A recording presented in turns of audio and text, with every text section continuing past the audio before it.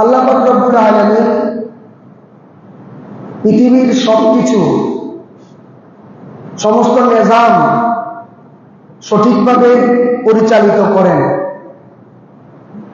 এবং মানুষকে তিনি দিক নির্দেশনা দেন যে তোমরা এইভাবে চলো, তাহলে আমার পৃথিবীর নিজাম ঠিক থাকবে, পৃথিবী আমি সঠিকভাবে চালাবো। আর যদি তোমরা সঠিক পথে না চলো, তবে তোমাদেরকে বিভিন্ন পরীক্ষার মাধ্যমে, বিভিন্ন বিপর্যয়ের মাধ্যমে, বিভিন্ন দুর্যোগের মাধ্যমে আমি সতর্ক করব। তবে ইমানদার মুসলমান ব্যক্তি এ সমস্ত বন্যা দুর্যোগ থেকে শিক্ষা গ্রহণ করে। যদি বন্যাকে প্রাকৃতিক একটা বিপর্যয় বলে উড়িয়ে দেয়, বন্যা আসবে, বন্যা যাবে, বন্যা মোকাবেলায় আমরা প্রস্তুত, এইভাবে কথা বলে, তাহলে সে প্রকৃত ইমানদার নয়। মনে রাখবেন, ইমানদার ব্যক্তিকে কিন্তু আল্লাহ পরীক্ষা করে। কি বলেন? যে কাজ করে তার সমালোচনা হয়, যে কাজ করে তারই সমালোচনা হয়। সমালোচনার এই শহরে আপনাকে নিয়ে একটু আলোচনা হবেই। আর আপনি যদি চুপটি মেরে ঘরের কোনায় বসে থাকেন, আপনাকে নিয়ে আলোচনাও হবে না, সমালোচনা হবে না। কিন্তু মনে রাখতে হবে, সমালোচনা হতে হবে গঠনমূলক। সমালোচনা যদি আপনি বিদ্রুপাত্মক ভাবে করেন, সমালোচনা যদি আপনি কাউকে আঘাত দেওয়ার জন্য করেন, সমালোচনা যদি আপনার বদঅভ্যাস এবং খাসলতের কারণে করেন, তবে আপনি নিজে গুনাহগার হবেন। ঠিক কিনা বলেন? আল্লাহ পাক বুঝার তৌফিক দান করেন বলে আমি। আজকে আমরা আলোচনা করব প্রাকৃতিক দুর্যোগের কারণ এবং এর প্রতিকার সম্পর্কে। দুর্যোগ কেন আসে এবং দুর্যোগ না আসার জন্য, দুর্যোগ থেকে বাঁচার জন্য, পরিত্রাণের জন্য আমরা কি করতে পারি, কোরআন এবং হাদিস এ ব্যাপারে কি বলে, একটু আলোচনা শোনার দরকার আছে কিনা। পৃথিবীতে কোনো বিজ্ঞানী এবং কোনো আবিষ্কারক যখন নতুন কোনো যন্ত্র আবিষ্কার করে, তখন সেই যন্ত্র কিভাবে চালাতে হয় তার একটা নিয়ম বাতলে দেয়। ঠিক আছে? নিয়ম অনুযায়ী ব্যবহার করলে যন্ত্রটি দীর্ঘদিন পর্যন্ত সচল থাকে। আর যদি নিয়মের ব্যত্যয় ঘটে, নিজের মন মতো চালায়, তবে যন্ত্রটা নষ্ট হয়, বিকল হয়, দুর্ঘটনার আশঙ্কা থাকে। কিছুদিন পর যন্ত্রটি ফেলে দিতে হয়। ঠিক তদ্রূপভাবে আল্লাহ পাক রব্বুল আলামিন পৃথিবী সৃষ্টির পর পৃথিবী কিভাবে চলবে, চন্দ্র কিভাবে চলবে, সূর্য কিভাবে চলবে, নদী নালা কিভাবে চলবে, মুহুরী নদীর পানি কিভাবে যাবে, কহুয়া নদীর পানি কিভাবে যাবে, সিলোনিয়া নদীর পানি কিভাবে সমুদ্রে যাবে, এই সিস্টেমটা তিনি কোরআন, সেই নিয়ম কানুন তিনি বাতলে দিয়েছেন, কোরআন এবং হাদিসের মাধ্যমে জানিয়ে দিয়েছেন। যতদিন মানুষ কোরআন এবং হাদিসের পথে চলবে, ততদিন পৃথিবী সুন্দরভাবে পরিচালিত হবে। আর যখন মানুষ কোরআন হাদিসকে বাদ দিয়ে নিজের খেয়াল খুশি মতো চলবে, নিজের মন চাহি জিন্দেগি চলবে, দুনিয়া কা মজা লেলো, দুনিয়া তোমারা হয়, এরকম কথা বলবে, তখন আল্লাহ পাকের পক্ষ থেকে মানুষের উপর দুর্যোগ, মহামারী এবং বিপর্যয় নেমে আসবে। নাউযুবিল্লাহ। যেমন হযরত নূহ আলাইহিস সালামের উম্মতের উপর বিপর্যয় নেমে এসেছিল, যেমন হযরত লূত আলাইহিস সালামের উম্মতের উপর বিপর্যয় এসেছিল, সালেহ আলাইহিস সালামের উম্মতের উপর বিপর্যয় এসেছিল। আল্লাহ পাক রব্বুল আলামিন পবিত্র কোরআনে এই সকল ঘটনা উল্লেখ করে উম্মতে মুহাম্মাদীকে একটা মেসেজ দিচ্ছেন, একটা বার্তা দিচ্ছেন, বান্দা তোমরা আমার কথা মতো চলো, কোরআন হাদিস অনুসৃত পথে তোমরা অগ্রসর হও। যদি এই কথার ব্যত্যয় ঘটে, তবে বিভিন্ন দুর্যোগ বিপর্যয় দিয়ে তোমাদেরকে আমি ধ্বংস করে দিব। তবে একসাথে ধ্বংস করবেন না, যেহেতু আমাদের নবীর দোয়া আছে, আমাদের নবীর দোয়া আছে, এই জন্য একসাথে পুরো উম্মতকে তিনি ধ্বংস করবেন না। এটা হাদিসের মাধ্যমে আমরা জানতে পারি। কোরআন শরীফের 30 নম্বর সূরা আর-রুম 40 নম্বর আয়াত, 41 নম্বর আয়াত আল্লাহ পাক রব্বুল আলামিন বলেন, যাহারাল ফাসাদু ফিল বাররি ওয়াল বাহরি বিমা কাসাবাত আইদিন নাস লিযীকাহুম বা'দাল্লাযী আমিলু লাআল্লাহুম ইয়ারজিউন। জলে এবং স্থলে বিপর্যয় ছড়িয়ে পড়েছে। কেন?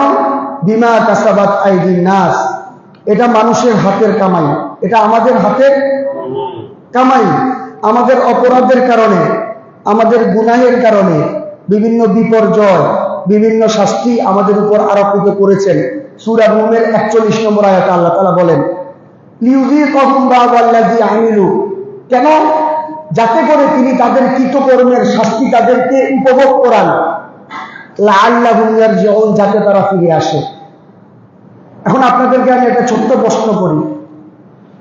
গত বছরের অগাস্টে ফেনী, কুমিল্লা, নোয়াখালী এতদ অঞ্চলে ভয়াবহ বন্যা হয়েছিল, যেটা গত 50-100 বছরে বা বর্তমান যারা জীবিত আছেন কেউ দেখেন না, ঠিক কিনা বলেন?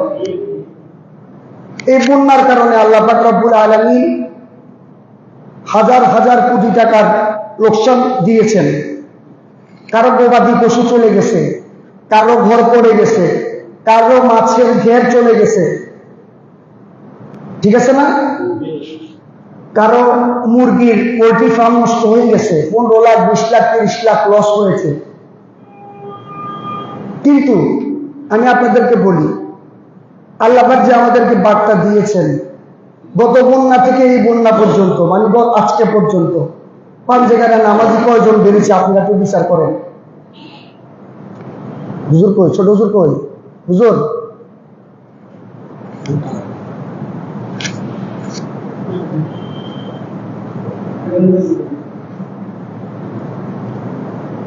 গত বন্যার পরে কতজন মুসল্লি নামাজে আসছে আমাদেরকে একটু আপনি বলবেন? তাহলে এটি দেখান আমাদের মাঝে আল্লাহ পাকের পক্ষ থেকে যে সতর্ক বার্তা ছিল, আমরা কি ঠিকভাবে এটা প্রতিপালন করেছি? আপনারা কথা বলেন না কেন? পাঞ্জেখানে নামাজি বাড়ছে না? বাড়ছে? বাড়ে নাই? আমরা নামাজের প্রতি গাফেল। যে সুদ খাইতো বন্যার আগে, বন্যার পরে সুদ ছাড়ছে? ছাড়ে নাই। যে মিথ্যা কথা বলতো, বাটপারি, চিটিংবাজি করতো, এগুলো ছাড়ে নাই। আল্লাহ তাআলা বারবার বারবার সতর্ক করতেছেন ছেড়ে দেওয়ার জন্য, কিন্তু আমরা সঠিক করে আসতেছি না। এই জন্য সম্মানিত হাজিরিন, এবার হয়তো বন্যা আমাদেরকে বন্যার হাত থেকে ক্ষতির হাত থেকে আমরা বাঁচতে পেরেছি, কিন্তু বাঁধগুলো খোলা, প্রায় 21টা জায়গায় বাঁধ ভেঙে গেছে ফুলগাজী পরশুরামে।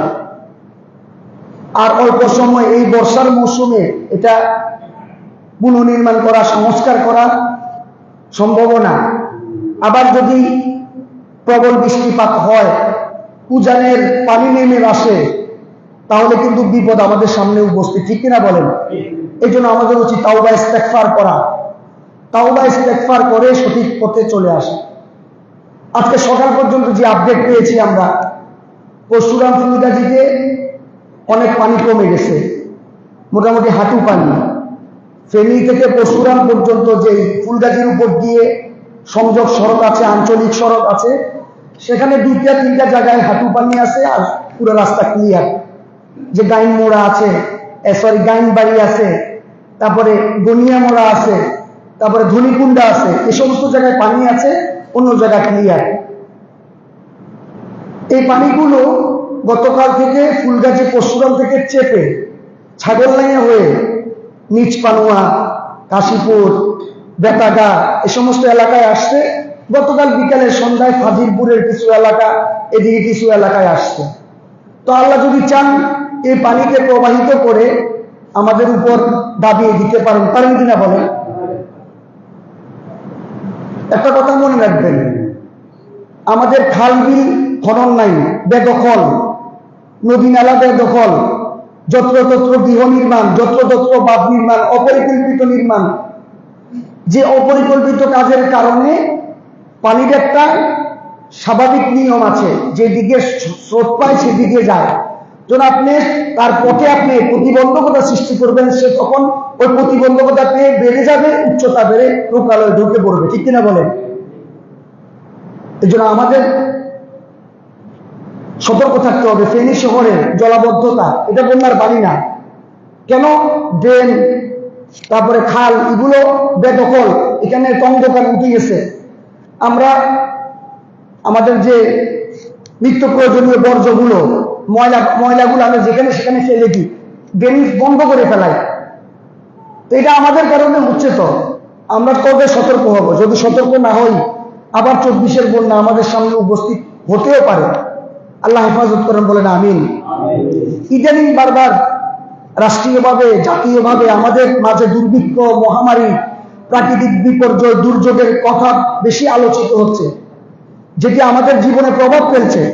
অর্থনৈতিকভাবে আমাদের চিন্তার কারণ হচ্ছে, কারণ গত বছরের বন্যায় অর্থনৈতিকভাবে যারা উদ্যোক্তা, কৃষি উদ্যোক্তা, পোল্ট্রি ফার্ম উদ্যোক্তা, গবাদি পশুর উদ্যোক্তা, অনেকে ক্ষতিগ্রস্ত হচ্ছে না? এটা আমাদের অর্থনৈতিক চিন্তার কারণ হচ্ছে। মূল্যস্ফীতি বৃদ্ধিও হয়ে যাবে। তাই আসুন, এই পৃথিবীতে যে প্রাকৃতিক দুর্যোগগুলা ঘটে, এই দুর্যোগগুলার কারণ সম্পর্কে আমরা একটু আলোচনা করি। কোরআন হাদিসে দুর্ভিক্ষের ব্যাপারে কয়েকটি আলোচনা পাওয়া যায়। যেমন কোরআনের মধ্যে পাওয়া যায় 2টা জায়গায়, আর হাদিসে, সহিহ হাদিসে পাওয়া যায় 3টা। মনে রাখবেন, ঘূর্ণিঝড়, সাইক্লোন, হারিকেন, যেটাই বলেন, অতিবৃষ্টি, অনাবৃষ্টি, এগুলো আল্লাহর পক্ষ থেকে একটা সতর্ক বার্তা এবং একটা মেসেজ। কখনো কখনো এগুলো আযাব হিসেবে আমাদের উপর পতিত হয়। যেমন হাদিস শরীফের মধ্যে আসছে, রাসূলুল্লাহ সাল্লাল্লাহু আলাইহি ওয়াসাল্লাম একবার সাহাবাদের নিয়ে বসেছিলেন মসজিদে নববীতে। এই ঘুমান কেন? একটু খেয়াল করেন কালাম কাকা, একটু লড়ি সরি বসেন, খেয়াল করেন, ঘুমানো যাবে না। নবীজি মসজিদে নববীতে বসে আছেন, আবু বকর, ওমর, ওসমান, আলী, হুজাইফা, আরো কয়েকজন সাহাবী বসা। তখন আব্দুল্লাহ ইবনে ওমর রাদিয়াল্লাহু আনহুমা ওখানে উপস্থিত হলেন। তিনি দেখলেন একজন আনসারী সাহাবী রাসূলুল্লাহ সাল্লাল্লাহু আলাইহি ওয়াসাল্লামের সেই মজলিসে আসলেন, নবীজিকে সালাম দিলেন, আসসালামু আলাইকা ইয়া রাসূলুল্লাহ। নবীজির সামনে কি আসসালামু আলাইকুম ওয়া রাহমাতুল্লাহ বলে নাকি? আসসালামু আলাইকা ইয়া রাসূলুল্লাহ। তখন নবীজি উত্তর দিলেন। তখন নবীজিকে আমি প্রশ্ন করলাম, ইয়া রাসূলুল্লাহ, মানুষের মধ্যে, ঈমানদারদের মধ্যে সবচেয়ে সর্বোত্তম ঈমানদার কে? নবীজি বললেন, যার চরিত্র সবচেয়ে ভালো সে সর্বোত্তম ঈমানদার।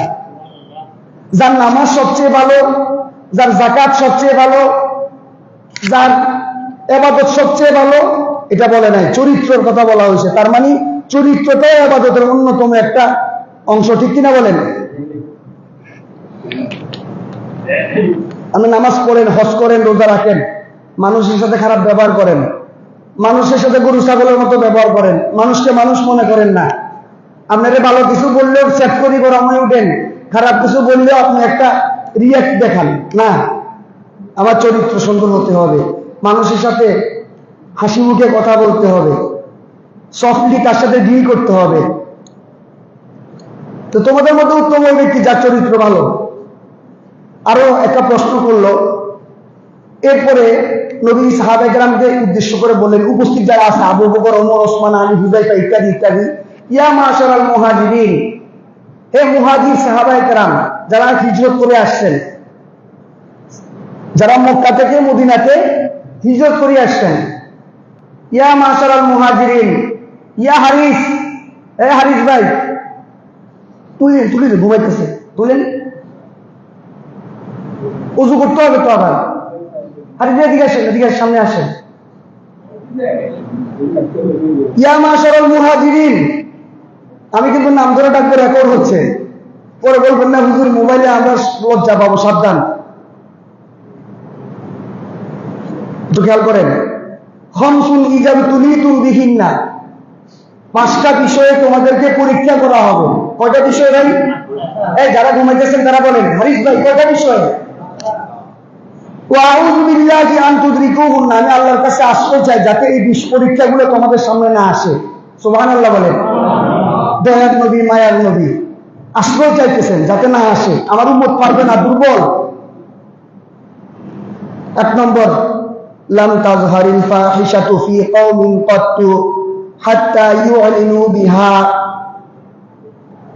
যখন কোন সম্প্রদায়ের মাঝে প্রকাশ্যে অশ্লীলতা ছড়িয়ে পড়বে, লাক্স, চ্যানেল আই, বিশ্ব সুন্দরী, ক্লোজ আপ, তোমাকেই খুঁজছে বাংলাদেশ, ক্লোজ আপ, 14 ফেব্রুয়ারি, কাছে আসার গল্প, নির্বাচিত 3টা কাছে আসার গল্প হলে ওখান থেকে নাটক নির্মাণ করা হবে। বিভিন্ন খেলাধুলায় চিয়ার কি বলে, ডিলার না কি বলে, অর্থাৎ মহিলাদেরকে দিয়ে 4 ছক্কা মারলে নাচানি করা হয়। বিভিন্ন খেলাধুলা উদ্বোধন করতে ভারত থেকে, পাকিস্তান থেকে গায়ক গায়িকা, নায়ক নায়িকা আনে কিনা বলেন। ফাহিশা, অশ্লীলতা যখন কোন সমাজে বেড়ে যায় এবং আওয়াজ দিয়ে, অর্থাৎ ইউ'লিনু বিহা, প্রকাশ্যে করা হয় অশ্লীলতা, আপনি গোপনে করেন, প্রকাশ্যে অশ্লীলতা করা হয়, ইল্লা ফাশা ফীহিমুত তাউন, তখন তাদের মাঝে মহামারী রোগ ছড়িয়ে পড়ে, তাদের মাঝে করোনা ভাইরাস ছড়িয়ে পড়ে, তাদের মাঝে HIV AIDS ছড়িয়ে পড়ে, তাদের মাঝে এবোলা ছড়িয়ে পড়ে, তাদের মাঝে গনোরিয়া, সিফিলিস, ক্লামাইডিয়া, মেনোলিয়াসিস, বিভিন্ন দুর্গত খারাপ খারাপ রোগগুলা ছড়িয়ে পড়ে, যৌন রোগ ছড়িয়ে পড়ে। নাউযুবিল্লাহ বলে। ওয়াল আউজাউ আল্লাতী লাম তাকুন মাদাত ফি আসলাফিহিম আল্লাযীনা মাদাউ, এমন রোগ ছড়িয়ে পড়ে তার পূর্ববর্তীরা কখনোই এই রোগের কথা শুনে নাই, এই রোগকে দেখে না, ঠিক কিনা বলেন? কি বলেন? যারা 2019 সাল 20 সালের আগে দুনিয়া থেকে চলে গেছে তারা করোনার কথা শুনছে? হ্যাঁ, শুনে নাই। ডাক্তার রবার্ট রেডফিল্ড, একজন বিশিষ্ট বিজ্ঞানী, তিনি বলেন AIDS is a sexually transmitted disease. এটা যৌন মিলনের কারণে, বিভিন্ন কারণে এইডস রোগটা হয়, অরক্ষিত কারণে।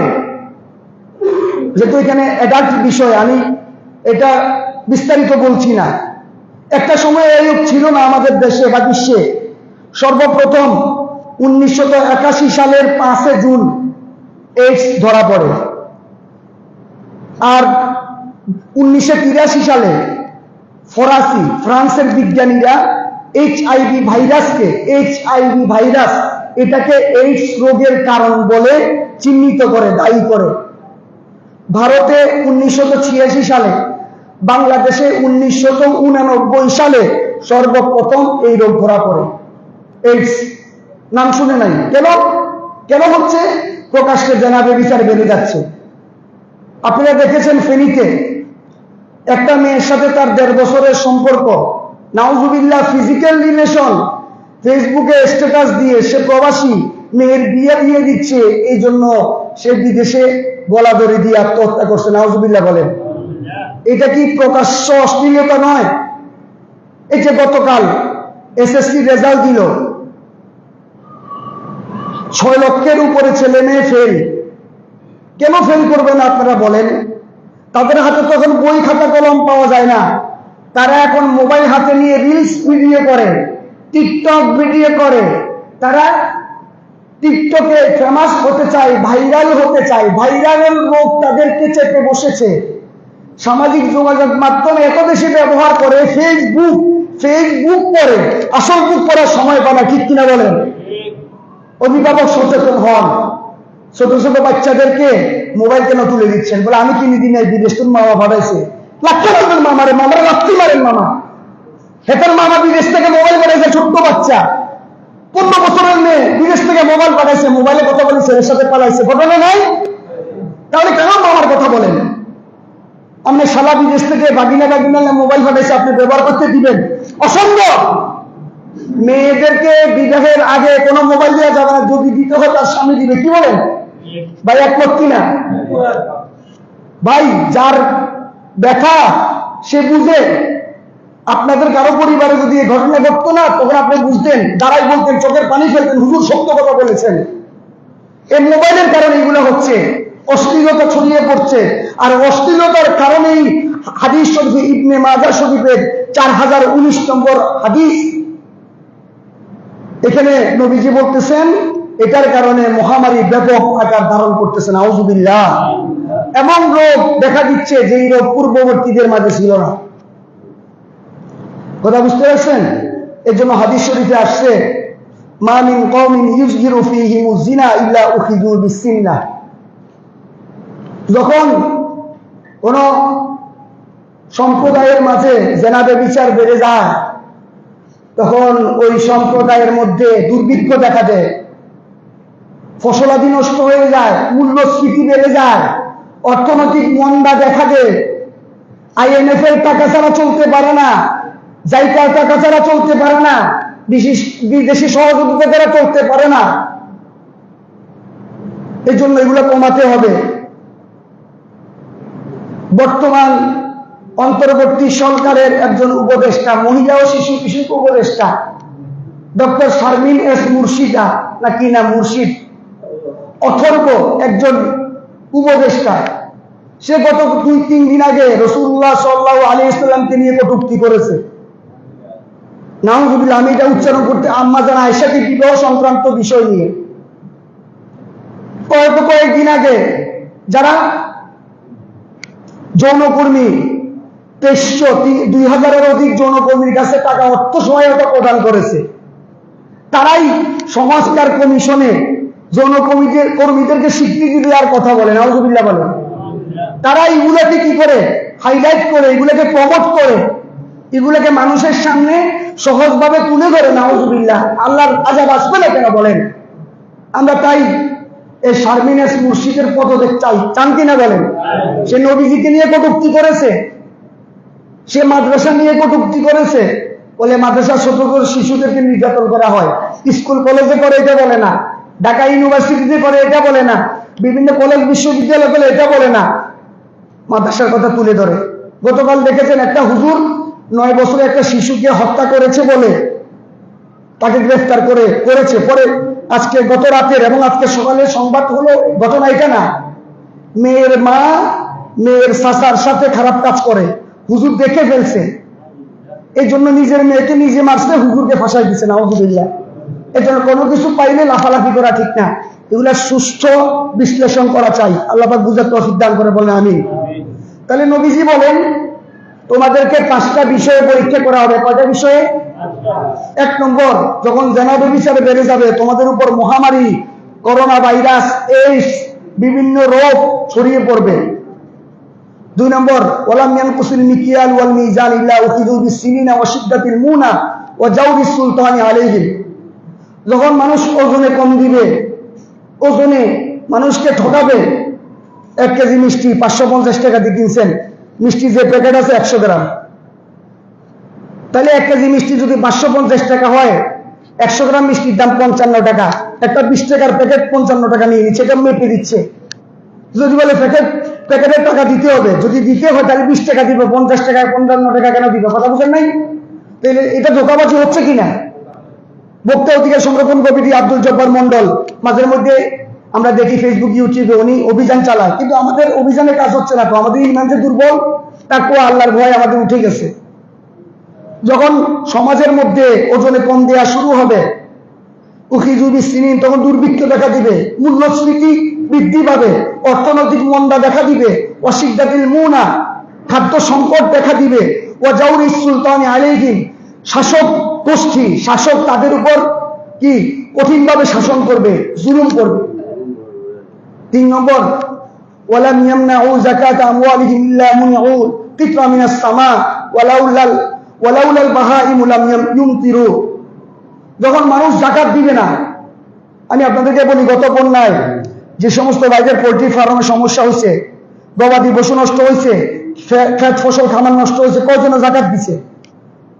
বলে হুজুর আমি নামাজ পড়তে রাজি, হজ করতে রাজি, দান সৎকার করতে রাজি, মসজিদে টাকা চাইলে 10,000 টাকা দেয়, ঈদগাহ টাকা চাইলে সবার আগে হাত তুলে, মুক্তবে টাকা চাইলে সবার আগে টাকা দেয়। কিন্তু যাকাত যে একটা ফরজ, প্রতি বছর আনতে নেশাব পরিমাণ মালের মালিক হলে যে হিসাব করে যাকাত দিতে হবে, এটা অনেকে মানে না। মানে কিনা বলেন?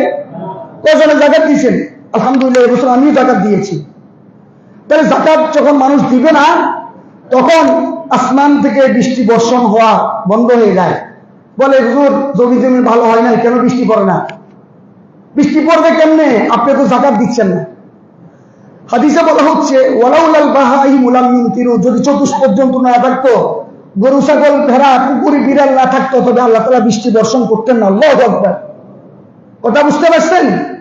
তাহলে চতুষ্পদ জন্তুর জন্য বৃষ্টি বর্ষণ করে, আশরাফুল মাখলুকাত হয়ে আমরা আসফালা সাফিলিন নিকৃষ্ট হয়ে গেছে, আমাদের জন্য বৃষ্টি বর্ষণ করছেন না। ঠিক কিনা বলেন?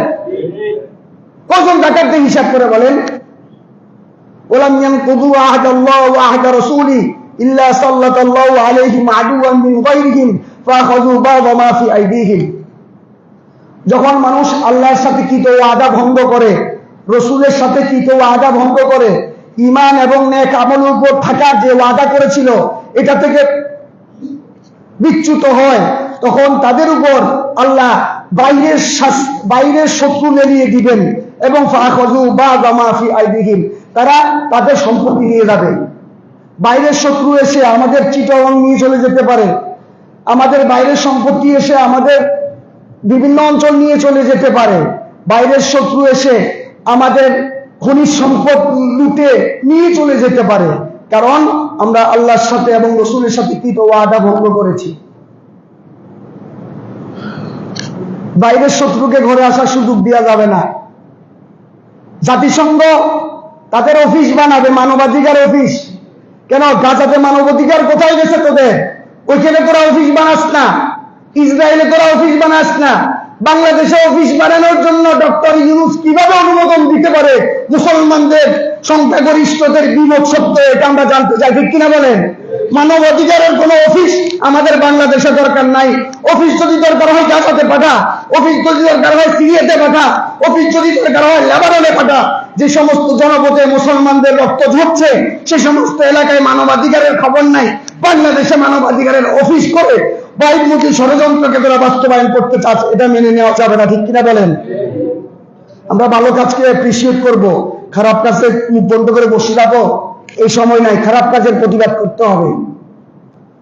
ওমা লাম তাহকুম আইম্মাতুহুম বিকিতাবিল্লাহ, যখন কোন দেশের শাসকরা আল্লাহর বিধান অনুযায়ী, কোরআনের বিধান অনুযায়ী হুকুমত পরিচালনা করবে না, গণতন্ত্র অনুযায়ী পরিচালনা করবে, সমাজতন্ত্র অনুযায়ী পরিচালনা করবে, জাতীয়তা অনুযায়ী পরিচালনা করবে, কোরআন হাদিসের তোয়াক্কা করবে না, ওয়ায়াতাখায়্যারু মিম্মা আনজালাল্লাহ, এবং আল্লাহ তাআলা যেটা নাযিল করেছে এটা তাদের জন্য চয়ন করবে না, চয়েস করবে না, ইল্লা জাআলাল্লাহু বা'সাহুম বাইনাহুম, তখন আল্লাহ পাক রব্বুল আলামিন তাদের মাঝে অন্তর্দ্বন্দ্ব কিংবা গৃহযুদ্ধ লাগিয়ে দিবেন। এর জন্য যে কোনো দেশে মুসলমান থাকবে, কোরআনের শাসন যাতে থাকে, এটার বাস্তবায়নে সে সচেতন থাকবে। আল্লাহ পাক আমাদেরকে বুঝার তৌফিক দান করেন। আমি বলছিলাম আমাদের পাপের শাস্তি স্বরূপ আযাব এবং ঘূর্ণিঝড় আমাদের উপর নিপতিত হয়। সূরা রুমের 41 নম্বর আয়াত। এর জন্য আসুন আমরা সতর্ক হই। আল্লাহ পাক রব্বুল আলামিন সূরা শুরা 42 নম্বর সূরা 30 নম্বর আয়াতে বলেন, ওয়া মা আসাবাকুম মিন মুসিবাতিন ফাবিমা কাসাবাত আইদিকুম ওয়া ইয়াফু আন কাসীর। তোমাদের উপর যে মুসিবত আসে, তোমাদের উপর যে সিডর আইলা আসে, 91 ঘূর্ণিঝড় আসে, তোমাদের উপর 2004 ঘূর্ণিঝড় আসে, তোমাদের উপর 24 বন্যা আসে, তোমাদের উপর 25 বন্যা আসে, জলোচ্ছ্বাস আসে, ভূমিকম্প আসে, এগুলো তোমাদের হাতের কামাই। কেন? তোমরা যে অপরাধ করেছ, অপরাধ বোধ তোমাদের মাঝে নাই। ওয়া ইয়াফু আন কাসীর, এবং আল্লাহ তোমাদের অনেককে মাফ করে দেন। আল্লাহ যদি মাফ না করে দিতেন, আমরা যে গুনাহগুলো করি ফেনী জেলা থাকার কথা না। কি বলেন? ঠিক কিনা বলেন? আমাদেরকে শেষ নবীর উম্মত হিসাবে শেষ নবীর দোয়ার জন্য আমাদেরকে একসাথে ধ্বংস করেন না, কিন্তু আল্লাহ মেসেজ দেন, বার্তা দেন, সতর্ক সংকেত দেন, 11 নম্বর মহাবিপদ সংকেত দেন, কিন্তু আমরা সতর্ক হই না। মুসলমান সতর্ক হচ্ছে না। আল্লাহ পাক বুঝার তৌফিক দান করেন। আমি বলছিলাম যে ঘূর্ণিঝড় সাইক্লোনের ব্যাপারে বিভিন্ন ঘটনা আছে, কোরআনে 2টা, হাদিসে 3টা। পরবর্তী সময়ে আমরা বলবো ইনশাআল্লাহ। আল্লাহ পাক রব্বুল আলামিন বলেন, আফা আমিনতুম আন ইয়াখসিফা বিকুম জানিবাল বাররি আও ইউরসিলা আলাইকুম হাসিবা সুম্মা লা তাজিদু লাকুম ওয়াকিলা। সূরা বনী ইসরাঈল 17 নম্বর সূরা 68 নম্বর আয়াত আল্লাহ তাআলা বলেন, তোমরা কি নিশ্চিত রয়েছে যে তিনি তোমাদের পৃথিবীর কোথাও ভূগর্ভস্থ করবেন না, জমিন ধসে তোমাদেরকে নিচে নামিয়ে দিবেন না, অথবা তোমাদের উপর কঙ্কর নিক্ষেপ করবেন না, তখন তোমরা কোন রকম কর্মবিধায়ক খুঁজে পাবে না। কথা বুঝতে পারছেন? তোমাদের উপর ইউরসিল আলাইকুম হাসিবা, কঙ্কর নিক্ষেপকারী বাতাস পাঠাবেন না, তখন তোমরা সুম্মালা তাজিদু লাকুম ওয়াকিলা, তোমাদের কোনো সাহায্যকারী তোমরা পাবে না। আর জায়গায় ইন্না আরসালনা আলাইকুম হাসিবা, সূরা কামারের আয়াত। এজন্য প্রবল বেগের ঘূর্ণিঝড়ের বাতাস বইবার সময় কখনো ঘূর্ণিঝড়ের কেন্দ্রের পারিপার্শ্বিক বাতাস ঘর্ষণ খেয়ে বিদ্যুৎ ছোটা হয়, একটা বিদ্যুৎ ছোটার সৃষ্টি করে এবং তাতে একটা আলোক রশ্মি বিচ্ছুরিত হয়। এটা যে আপনি বলেন বিজলি, বলেন বিজলি না, একে সেন্ট এলমোর ফায়ার বলে 1960 সালে চট্টগ্রাম সন্দ্বীপ উপকূলে এটা হয়েছিল। এটাকে সেন্ট এলমোর ফায়ার বলা হয়, আলোকচ্ছটা সৃষ্টি হয়। এটা কোনো বিজলি যেটা, ওটা না। বিজ্ঞানীরা 1960 সালে চট্টগ্রাম এবং সন্দ্বীপ উপকূলে এটাকে আবিষ্কার করেছেন। 1991 সালের যে 29 এপ্রিল পলায়ন করে একটা ঘূর্ণিঝড় হয়েছিল চিটাগং, কুতুবদিয়া, মহেশখালী, কক্সবাজারে। সেখানেও এটা দেখা গিয়েছিল যে গাছের পাতা পল্লবী, গাছের উপরে সবকিছু জ্বলে পড়ে গেছে, এগুলা পড়ে। ওটা বুঝতে পারছেন? আল্লাহ তাআলার আযাব, নতুন নতুন আযাব আসতেছে। এজন্য আমরা সতর্ক হই, আমরা ঠিক করি আমাদের গন্তব্য কিভাবে হবে, আমরা ভবিষ্যতে কিভাবে চলবো। যাই হোক, যে পাঁচটা দুর্ভিক্ষের কথা বলেছিলাম, ঘূর্ণিঝড়ের কথা বলেছিলাম। এই দুর্ভিক্ষ একটা হয়েছিল ইউসুফ আলাইহিস সালামের সময় দুর্ভিক্ষ, 7 বছর, সূরা ইউসুফের প্রমাণ আছে। ফেরাউনের সময় একটা দুর্ভিক্ষ হয়েছিল, সূরা আরাফের 30 নম্বর এবং 31 নম্বর আয়াতে আছে, ওয়ালাকাদ আখাযনা আলা ফিরআউনা বিসসিনিন, যে ফেরাউনের এলাকাবাসীকে, সম্প্রদায়কে আমি দুর্ভিক্ষের মাধ্যমে ধরেছিলাম। ঠিক আছে? এবং নবীজির মক্কা জীবনীতে কুরাইশদের মাঝে একটা দুর্ভিক্ষ ছিল, সহিহ বুখারীর 4823 নম্বর হাদিসে আছে। নবীজি হিজরতের পর, মদিনাতে হিজরতের পর একটা দুর্ভিক্ষ হয়েছিল। এভাবে তবে ওমর রাদিয়াল্লাহু তাআলা সময়ের মধ্যে একটা দুর্ভিক্ষ হয়েছিল। সিয়ারু আলামিন নুবালা কিতাবের 86 নম্বর পৃষ্ঠায় এটা আছে। যাই হোক, এই দুর্ভিক্ষগুলো আমাদেরকে এই শিক্ষা প্রদান করে যে বান্দা, তোকে আমি চলার একটা সঠিক কোরআন হাদিসের নির্দেশনা দিয়েছি, তুই যদি নির্দেশনা মতো চলোস আমি সবকিছু ঠিক রাখবো। যদি নির্দেশনা লঙ্ঘন করস, তবে কখনো বন্যা দিয়ে, কখনো সিজর দিয়ে, কখনো আইলা দিয়ে, কখনো আমফান দিয়ে, কখনো মুহাসেন দিয়ে, কখনো নার্গিস দিয়ে তোদেরকে আমি সতর্ক করব। এরপরে যদি সতর্ক না হস, 91 আর 24 বন্যা বারবার তোদের মাঝে ফিরিয়ে আনবো। ঠিক কিনা বলেন? এজন্য সতর্ক হওয়া মুমিনের একান্ত কর্তব্য। আল্লাহ পাক রব্বুল আলামিন আমাদেরকে সমস্ত গুনাহ থেকে তাওবা এবং ইস্তেগফার করে সঠিক পথে নিজের জীবনকে পরিচালনা করার তৌফিক দান করেন। সবাই বলেন আমিন। ওয়া আখিরু দাওয়ানা আনিল হামদুলিল্লাহি রাব্বিল আলামিন।